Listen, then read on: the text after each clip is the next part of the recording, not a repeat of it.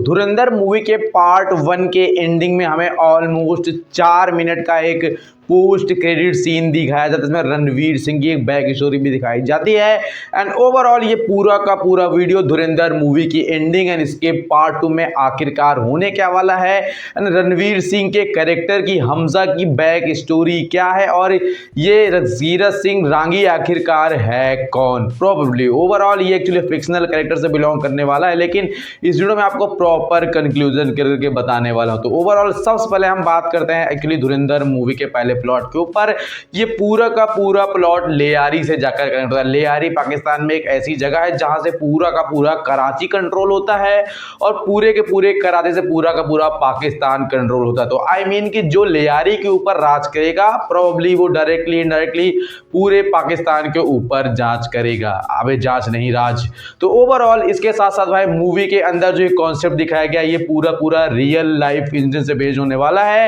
And अभी movie के अंदर सिर्फ और सिर्फ एक लेजेंडरी विलन, लेजेंडरी क्या घटिया विलन मरा है, जिसका कैरेक्टर भाई हमारे एक्चुअली करना प्ले कर रहे हैं मूवी में। अभी भाई अर्जुन रामपाल का कैरेक्टर, इकबाल कादरी, इसके साथ साथ भाई पप्पू अरशद, इसके साथ साथ भाई संजय दत्त का कैरेक्टर, उसकी भी डेथ होने वाली है। प्रोबेबली वो एक अच्छा कैरेक्टर पर निगेटिव सेट में है। इसके साथ साथ भी मैनी मोर जमाल साहब के साथ साथ कैरेक्टर्स बचे हुए जिनकी फील्डिंग सेट करनी बाकी है। रणवीर सिंह के कैरेक्टर आई मीन हमजा, जो कि भाई जसकीरत सिंह रांगी है, जिसका प्रॉपर कनेक्शन अगर आप बैठाना चाहो तो बिठा सकते हो। कैप्टन जसकीरत सिंह रांगी नौशेरा सेक्टर के एम्बुश में शहीद हुए थे।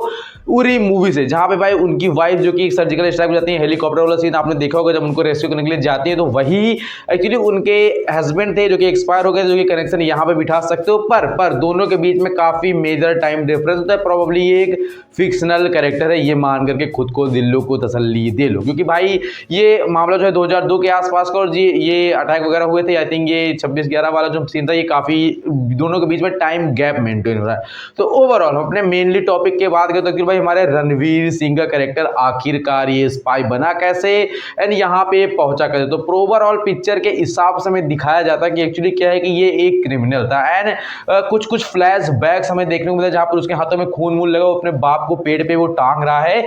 तो प्रोबेबली उसकी माँ उसके बाप को बीच में लेकर कुछ टॉक्सिसिटी थी और कुछ ना कुछ ऐसे उन्होंने किया हुआ था कि उसको खुद को अपने बाप को मारना पड़ा, और उस चीज को लेकर के वो आगे चल के क्रिमिनल बन गया। पे नजर पड़ी हमारे आर माधवन सर कैरेक्टर की, अजय सन्याल की, एंड वहां पे उसको ऑक्यूपाई करता है और उसको रॉ में भर्ती करता है। एंड प्रोबेबली फिर उसे इंटेलिजेंस के लिए पाकिस्तान भेजता, जो कि आगे कहानी आपने मूवी के अंदर देखी। तो प्रोबेबली रणवीर सिंह का कैरेक्टर अपने पिता को मारेगा और वो जेल जाएगा, और वहां एक्चुअली उसकी मुलाकात किस न किस तरीके से होगी आर माधवन सर के कैरेक्टर, क्योंकि भाई जब 2001 के आई थिंक पार्लियामेंट अटैक के बाद आर माधवन सर के कैरेक्टर को ये रियलाइज हो जाता है कि एक्चुअली अब हमें जो है ये बॉर्डर पे तो साले लड़ने से मारने से मान नहीं रहेंगे, अब हमने अपना स्पाई उनके यहाँ पे एक एसेट के रूप में डालना होगा। तब वहां पे उनको आइडिया आता है, और इस कैरेक्टर के अंदर कुछ उन्होंने ऐसा देखा होगा जो कि हमें पार्ट 2 के अंदर प्रॉपर तरीके से दिखाया जाएगा कि क्यों इनको ही चुना बहुत सारे एजेंट की जगह पर। तो ओवरऑल कहानी वहां से कहीं ना कहीं ले जाकर कनेक्ट करने वाले हैं, और इससे ये क्लियर हो जाता है कि भाई श्री मोहित शर्मा जी, मेजर जी के ऊपर ये कहानी बेस्ड नहीं होने वाली, क्योंकि ये तो क्रिमिनल है ऑलरेडी पहले से। इसके साथ साथ भाई एक्चुअली धुरंधर में अभी बहुत सारे लोगों का नंबर बाकी आना है। जो मेजर इकबाल भाई साहब है, जो ग्रुप के लीडर आप समझ रहे हो, उनका नंबर आना बाकी है। अभी संजय दत्त का नंबर भी आएगा, क्योंकि भाई अब लेयारी पर राज करेगा हमारे रणवीर सिंह का कैरेक्टर हमजा, तो ये अपने हिसाब से वहां को रूल करेगा। जब इसके बीच में प्रॉब्लम आएगी तो उसको अंदाजा है कि कितना खतरनाक एसपी चौधरी असलम है, और वहां पर भी इसका गेम ओवर होने वाला है। ऐसा रियल लाइफ में हुआ है, आप जाके गूगल कर सकते हो। इसके साथ साथ फिर भाई लास्ट में इकबाल कादरी का भी नंबर आएगा, एंड अभी जमाल साहब है। तो ओवरऑल जितने भी कैरेक्टर यहाँ पे प्रॉब्लम क्रिएट कर रहे हैं, बारी बारी वो सबको निपटाता जाएगा। वहां उसका मिशन ये नहीं कि भाई लेयारी पर राज करे और वहां पर रहे, उसका मेन मिशन इन सालों का इंटेल प्रोवाइड करना है कि ये जो पूरा का पूरा गेम चला रहे हैं धीरे धीरे, कैसे प्लान करता है, कैसे भेजते हैं उन सब गंदे लोगों को जो यहाँ पे आके अटैक्स वगैरह करते हैं, उन सबको इनका रोकने का काम है और इनके इंटेल को प्रोवाइड करना है। पूरी की पूरी पार्ट 2 मूवी के अंदर हमें यही दिखाया जाएगा कि वो एक्चुअली एक एक प्यादे एक एक राजा सिपाही वजीर को निपटा करके किस तरह से आगे बढ़ रहा है और चौधरी असलम का गेम की तरह से ओवर कर रहा है, और इसके साथ साथ उसकी बैक स्टोरी में दिखाया जाएगी कि वो आखिरकार क्रिमिनल बना क्यों और वो किस तरह से कनेक्शन में आया आर माधवन सर के एक्टर अजय सन्याल के, वो आगे चले किस तरह से स्पाई बना।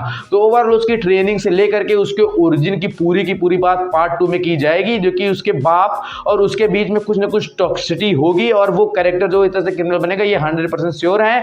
एंड ये जसकीरत सिंह रंगा उरी से कनेक्शन हो सकता था, मैं ऐसा बोल देता झूठ की नहीं, इसका उरी से कनेक्शन ये सिनेमैटिक यूनिवर्स है।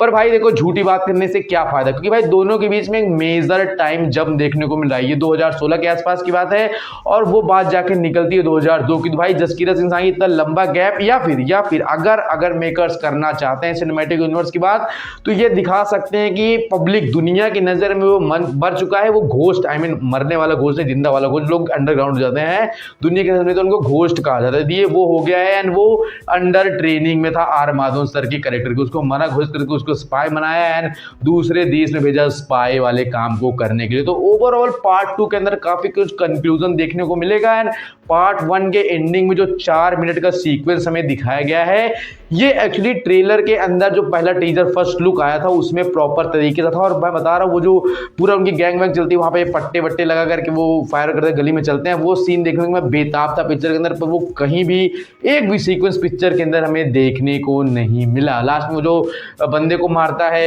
रहमान डकैत के राइट हैंड के बाद बंदे को जो उसको गल लेके दौड़ता है या जो पेट में लटा के मारता है, सेम अपने बाप वाले स्टाइल से उसको मारता है। तो प्रोबेबली वो कुछ ना कुछ कंक्लूजन निकाल के हमें पार्ट 2 के अंदर दिखाएंगे एंड ये ओवरऑल स्टोरी कंक्लूजन पे आ जाएगी। वैसे इसके 7 घंटे की शूटिंग हुई थी, मतलब इसके फुटेज थे उनके पास रॉ, इसलिए उन्होंने डिसाइड किया इसको पार्ट 2 में डिवाइड करते हैं, वरना इसको कट करके 3 घंटे में दोनों पार्ट एडजस्ट करने पड़ते। पर उन्होंने शायद सही डिसीजन लिया। हमें 2 मूवीज देखने को मिल रही है, वैसे मार्च 19 पे आई थिंक 2026 पे रिलीज होगी, सेम डेट पे आई थिंक जस्ट की टॉक्सिक मूवी आ रही है। तो क्लैश तो पक्के है, बाकी अपने हिसाब से देखना। बाकी उम्मीद आपको वीडियो पसंद आया हो, चैनल सब्सक्राइब शेयर करना। बाकी